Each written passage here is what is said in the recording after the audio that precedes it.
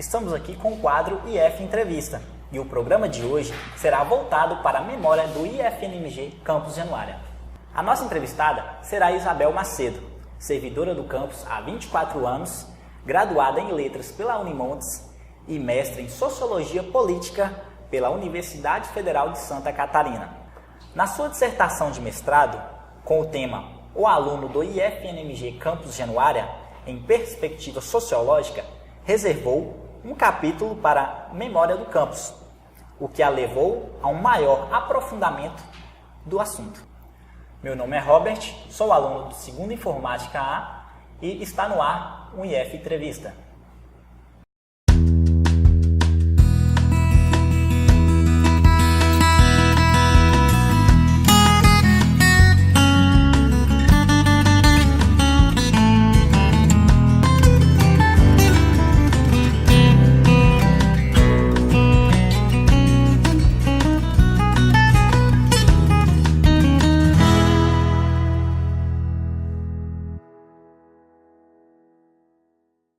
Isabel, nas suas atividades profissionais, atua na Coordenadoria de Comunicação Social, como produtora de conteúdo e revisora de texto, além de outras atividades de rotina. Atualmente, coordena também o projeto Memória do IFNMG Campus Januária. Isabel, conte-nos um pouco do desenvolvimento com a história do Campus Januária, quando começou, como surgiu o interesse pela memória da instituição? Olá, Robert. Em primeiro lugar, eu agradeço, a entrevista. Eu estive aí no seu lugar entrevistando outras pessoas. Então, a minha relação com a memória do Instituto, ela remonta à minha entrada aqui também na instituição. Desde que eu tomei posse no cargo, o qual eu estou até hoje, eu me interessei, tive curiosidade de saber como é que era isso aqui antes, Como começou, quando. Então eu tive esse interesse bastante aguçado em mim, devido essa instituição ser uma instituição que faz parte da Rede Federal de Educação Profissional e Tecnológica, e eu sempre fiz alguns trabalhos relacionados a isso também. Li muito sobre a Rede Federal, a sua implantação, a sua criação desde 1909. E aí eu queria saber como é que era isso aqui dentro. E aí foi me aguçando essa questão de saber da memória. Como eu trabalhei também no Recursos Humanos, logo que eu entrei, também as pessoas que já estavam lá, que era a servidora Elza também, que trabalhava lá, ela me contava muito sobre quando ela começou, onde ela começou. E aí foi me aguçando esse interesse mesmo por essa história. E eu fui buscando informações, buscando fotografia e fui montando um pequeno acervo. Sim. E qual a importância da preservação da memória de uma instituição de ensino?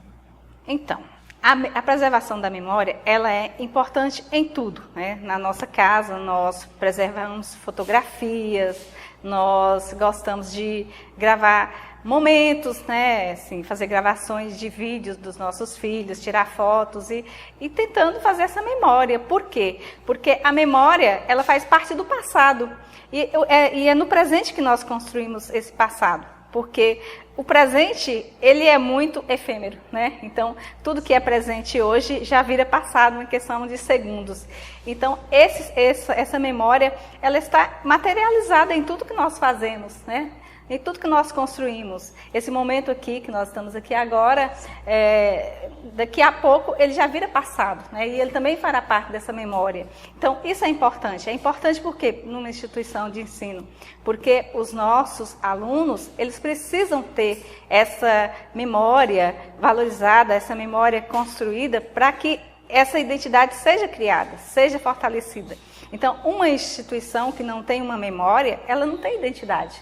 Então, é importante que esse nome, essa instituição seja preservada, que os fatos sejam contados por eles mesmos, os documentos, as fotos, o acervo, tanto material, acervo físico, acervo fotográfico, ele por si dará conta de contar essa história. E essa história, ela fará parte também dessa identidade que deve ser preservada numa instituição de ensino. Sim. E o que é preciso para resgatar a memória de uma instituição? Então, em primeiro lugar, é preciso muita sensibilidade das pessoas que fazem parte dessa instituição. Para que essa memória seja preservada, é importante que as pessoas que estejam acompanhando o dia a dia da instituição, uma aula, né, as aulas, os professores em sala de aula, os alunos, que é lógico que nós não podemos materializar isso, fotografar, documentar o tempo todo. Mas, por exemplo, uma aula interessante, todas as aulas são interessantes, é claro, né? Mas existem momentos que são favoráveis a essa preservação, né? A esse recorte. Então, a gente faz isso com a fotografia, a gente conta através de relatos, os documentos oficiais são importantes. Então, no nosso meio acadêmico, no nosso meio educacional, essa política aí da educação, por exemplo, tudo é importante, né? Esse período, o período histórico, o período político que nós estamos vivendo, ele trará muitos impactos para o futuro, né? Então, isso é importante ser valorizado, ser recortado, para que seja contado e para que as pessoas, isso também faz história, né? Isso aí é história também. Então, uma sociedade, ela se constrói e se fortalece através da sua história, né? Da sua memória, para que os erros não sejam repetidos, cometidos, né? E que possamos nos acertar através dos erros, e isso também faz parte da educação. Bacana. Quais são os elementos fundamentais na recuperação de uma memória? A partir dessa sensibilidade, para preservar isso, é um trabalho de formiguinha, entendeu? Antigamente não se fazia esse trabalho, né? Assim, não havia esse interesse voltado para essa memória, então muitas coisas foram perdidas, muitos fatos, muitas fotos, mas o que nós temos que buscar, é um trabalho de formiguinha. Tem uma foto antiga, você, aluno, tem uma foto do seu pai, do seu tio, que estudou aqui, traz para a gente, né? Ou então escaneia essa foto, traz para a gente. Nós vamos numa sala aí, num setor, acha algumas fotos lá, vamos pegar essa foto, vamos ver o que nós... Tem muitas fotos que já estão carcomidas, já estão destruídas, mas vamos ver o que a gente pode aproveitar daquilo lá. A partir desse trabalho que nós fazemos aqui com as poucas pessoas que se sensibilizam para esse assunto, a partir desse trabalho, nós temos algumas coisas, nós temos muitas fotos, nós já temos muitos relatos, nós temos textos, nós temos muitos documentos já nesse trabalho de formiguinha e formando esse acervo. Então, são esses elementos mesmo que fazem parte aí, que farão parte dessa memória. E bom, Isabel, na sua opinião, qual é o valor de uma foto, de um documento oficial, de um objeto antigo, ou até mesmo de um relato a se tratando de uma memória? Nossa, isso pra gente que gosta de memória, isso é um tesouro, né? Uma relíquia, é uma coisa muito valorosa e que não tem preço, não tem valor financeiro, mas tem um valor agregado ali, que é um valor sentimental, um valor histórico materializado ali, que não tem preço, que vai além de uma moeda, entendeu? E isso aí, é isso aí que nos move, né? É esse valor que nos move a continuar preservando, que quando você olhar para trás, e você vai ver, nossa, que bom que nós guardamos isso aí. Que bom que os nossos filhos vão ver, né, como é que era esse passado. Vai restar alguma coisa para eles, né, que seja palpável, né, pelo menos no olhar. Isso é muito valoroso. Você falou na questão da preservação de materiais históricos. Queria que você falasse para a gente um pouco qual as maiores dificuldades encontradas na preservação da memória institucional. Nossa, Robert, são muitas. Como eu já falei, em primeiro lugar, tem a questão da sensibilidade, né? São poucas as pessoas que têm esse olhar ou que foram despertadas para esse interesse. Por outro lado, também existe também a questão do aceleramento, da correria do dia a dia, né? Nós estamos numa sociedade que vive que vive correndo, né? Correndo em busca de estudo, correndo em busca de emprego, correndo em busca de conhecimento. Então, a tecnologia também apesar dela também, ela favorece essa questão da memória, né? Dessa reconstrução da memória e dessa captura do presente, né? Através das fotografias, dos vídeos, é muito bom. Mas ela também, ela é muito dinâmica e ela nos oferece uma gama de desatenções, né? Nós somos muito o tempo todo, nós temos muitas coisas para a gente. O tempo nosso é muito concorrido, com muitas atrações, né? Nós temos muitas atrações, nós temos muitas coisas que nos chamam a atenção. Então, essa memória, ela fica prejudicada com isso, porque apesar de nós termos essa tecnologia que favorece, mas muitas vezes elas são perdidas, né? Às vezes a gente tira uma foto aqui, os meninos tiram fotos, os alunos o tempo todo, mas eles não guardam essas fotos, elas descartam, o celular dá um problema, vai tudo pro lixo e tal. Então tem que ter essas pessoas para ter esse recolhimento desse material. Isso é muito complicado, porque nós não temos esses recursos humanos disponíveis, né? Então nós temos que trabalhar com o que nós temos. E aí isso dificulta muito, e como eu te falei, é um trabalho de formiguinha. E como nós temos também uma gama de atividades, isso aqui é uma atividade paralela que a gente faz, esse projeto é um projeto paralelo meu, né? Então, nós não temos tempo, assim, muito tempo para dedicar, sim, essa dedicação integral. Então, com o tempinho que a gente tem mesmo, que a gente vai fazendo, a gente vai mesclando entre uma atividade e outra. E isso aí é o maior obstáculo para essa construção dessa memória. Como você mesma já mencionou, o seu envolvimento com a memória do campus não é novo, tanto que você abordou o tema na sua dissertação de mestrado, transformando aí um capítulo. Conte-nos como foi essa abordagem. Sim, então, o meu mestrado, o meu olhar também foi para dentro da instituição, é claro, né? Eu fiz um mestrado em Sociologia Política e a Sociologia, ela é muito abrangente, né? Eu amo a Sociologia, a minha formação é em Letras, então tem toda uma afinidade, né? E aí, no meu mestrado, o que eu fiz?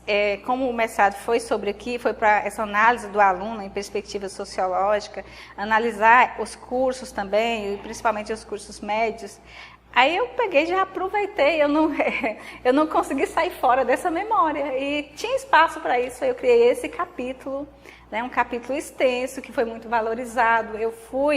Eu fiz uma pesquisa, eu pesquisei ex-alunos, eu pesquisei ex-servidores inativos, eu fui na casa deles. Então, eu me aprofundei, eu fiz um mergulho nessa história, e isso foi muito valoroso para esse projeto, porque eu tenho muitas gravações de pessoas, muitos depoimentos de pessoas que retomaram essa memória, essa origem, como que era antes, assim.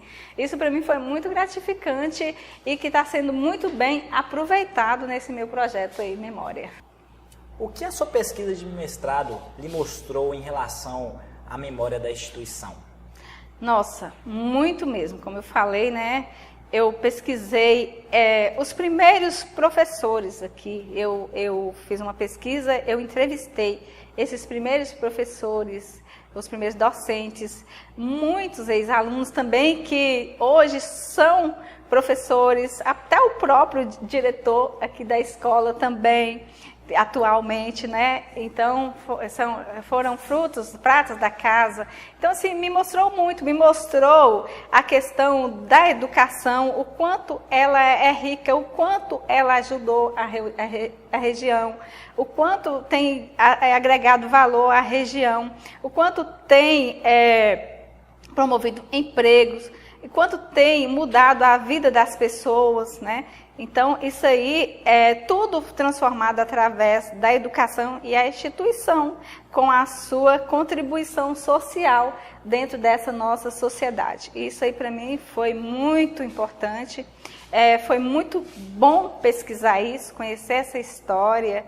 E essa pesquisa está toda disponível, né? E, assim, eu penso que é muito grandioso isso, né? Você fazer esse mergulho e descobrir tudo isso que eu descobri através dessa pesquisa. E bom, Isabel, como que o público pode localizar essa sua pesquisa, já que ela apresenta grandes conteúdos de cunho histórico em relação à criação do IFNMG Campus Januária? Então, essa pesquisa assim, que eu fiz, essa pesquisa está em formato de um livro, né, feito pela própria UFSC, e também ela está disponível no repositório da UFSC. Pensando também numa maior proximidade com as pessoas que têm acesso a mim e que buscam essas pesquisas para os seus mestrados também, eu criei um blog, que é um projeto pessoal meu, que é o blog Varal das Letras, que é o www.varaldasletras.com.br. E para melhorar mais ainda, nós aqui do Instituto da Assessoria de Comunicação, criamos também o Portal da Memória do IFNMG Campus Januária. E como você conseguiu transformar o seu projeto inicial em um projeto de extensão? E quais foram os ganhos dessa transformação? Logo que eu fiquei sabendo do PIBED, né, que é um programa de extensão e que esse programa tem apoio dos bolsistas, esse programa é um programa dos institutos federais, né, então eu submeti o meu projeto, né, assim, para tentar conseguir esse bolsista, esse aluno que iria me auxiliar. Aí no ano de 2016, eu submeti o meu projeto foi contemplado com 2 bolsistas do ensino médio, e aí ele ganhou um fôlego, né, porque eu já tinha, não era só apenas eu e mais alguns voluntários servidores, né, uns poucos servidores que se sensibilizavam pelo assunto. Aí já ganhamos mais 2 bolsistas. Aí nós conseguimos engatar esse projeto, né? E começamos a movimentar e buscar mais essas parcerias, e os alunos nos ajudaram também nessa questão fotográfica, essa questão de pesquisas também de documentos. E aí ajudou bastante. Em 2018 também eu submeti novamente e o projeto foi contemplado com uma bolsista do ensino superior. E nossa, e que aí foi assim, foi um ano assim muito produtivo mesmo, que foi o ano que nós construímos o Portal da Memória, que aí esse projeto, cada ano que passa ele foi ganhando mais, né? Força, assim, no sentido de organização, de reunião, de acervo, de armazenamento, essa questão aí. E o que você pretende com essa criação do Portal Memória? Então, o Portal Memória, ele será lançado juntamente com a culminância desse evento agora no dia 11 de abril agora de 2019. Né? Aí nós vamos apresentar para a comunidade toda essa reunião desse acervo, né? Esse acervo digital, que nós temos muitas coisas físicas, mas ainda não está disponível para visitação, né? Porque ainda não existe esse museu físico, mas aí o público que acompanha a nossa instituição, os nossos ex-alunos, ex-servidores e toda a comunidade januarense, o público em geral, ele poderá se beneficiar desse material para pesquisa, né, para fotografias, acompanhamento fotográfico, né, baixar arquivos, o que eles quiserem, de acordo com o interesse de cada um. Então, essa é a ideia, né, colocar esse material à disposição da comunidade. Como a comunidade interna e externa pode contribuir para manter viva essa memória da instituição? Então, quanto à comunidade interna, é esse engajamento mesmo, vocês alunos, nos procurar, engajar mesmo, sensibilizar, tentar construir, reconstruir, fazer essa história, né? Porque o dia a dia também a gente constrói a história no dia a dia e se a gente quiser voltar um pouquinho mais no tempo, vocês mesmos, vocês podem, com certeza, vocês alunos, já tem algum tio, um pai, um avô que estudou aqui, né? Alguém da sua família já estudou aqui. E essas informações são riquíssimas, né? Relatos, causos, tudo isso nos ajuda a construir. Fotografia, objetos também antigos, né?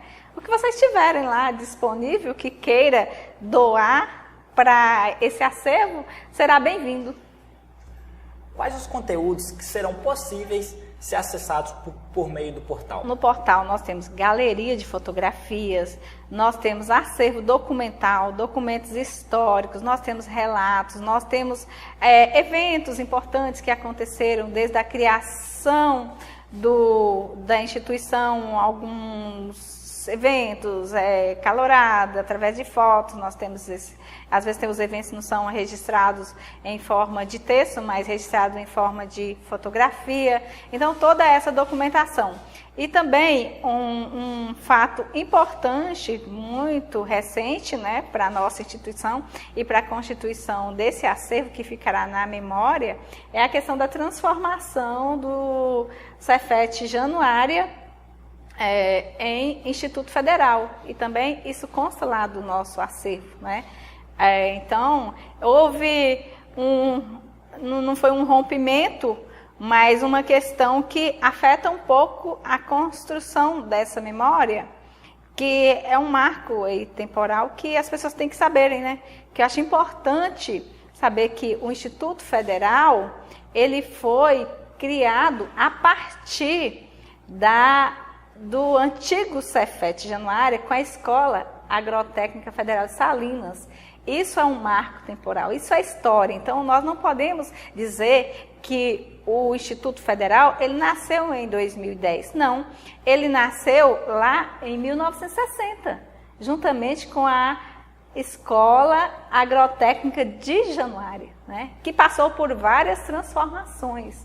Então, isso aí é bom que a sociedade acompanhe isso e esteja bem claro, porque hoje o IFNMG Campus Januária, ele surgiu lá em 1960 e teve várias mudanças de nomenclatura, que passou de Escola Agrotécnica de Januária para Colégio Agrícola de Januária e depois Escola Agrotécnica Federal. O nome federal foi aparecer bem depois, né, mas ele já nasceu federal, nasceu nessa rede federal, né? E depois depois de Colégio Agrícola de Januária, foi Escola Agrotécnica Federal, e depois Cefet Januária, né? O Cefet Januária também perdurou, teve grandes contribuições, né? Para o que é hoje, e depois, em 2010, foi transformado em IFNMG, que é o Instituto Federal do Norte de Minas Gerais, e nós passamos a ser campus desse instituto, IFNMG Campus Januária. Mas então que essa história, ela tem que ser preservada, ela tem que ser valorizada, e as pessoas têm que saber que o Instituto Federal, ele não surge a partir de 2010, né? Porque seria muito emergente nos institutos. Os institutos federais de todo o Brasil, que nessa época foram 38 institutos federais, todos eles foram criados a partir da agregação das antigas escolas agrotécnicas, né? Que surgiram lá em 1909, no governo de Nilo Peçanha, entendeu?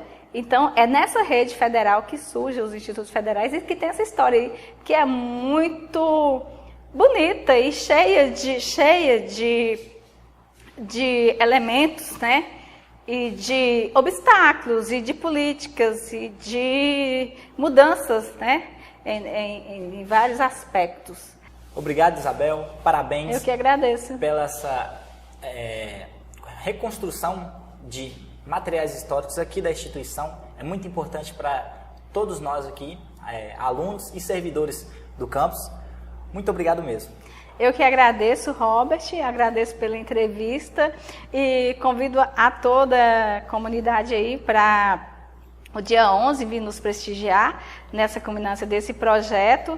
E também gostaria de falar que isso para mim, esse trabalho, eu faço com muito prazer. É uma honra estar à frente desse trabalho, dessa instituição, né, tão rica aí na questão da educação, da oferta de educação, né, pública de qualidade. Então, isso aí é um projeto que a gente faz com muito prazer, é muito gratificante esse trabalho, e eu convido vocês aí para participar conosco, e agradeço você como aluno aí que está aí com a gente, né? Então, eu é que agradeço vocês aí pela participação no nosso projeto. Sim. Ficamos aqui com mais um IF Entrevista e até o próximo vídeo.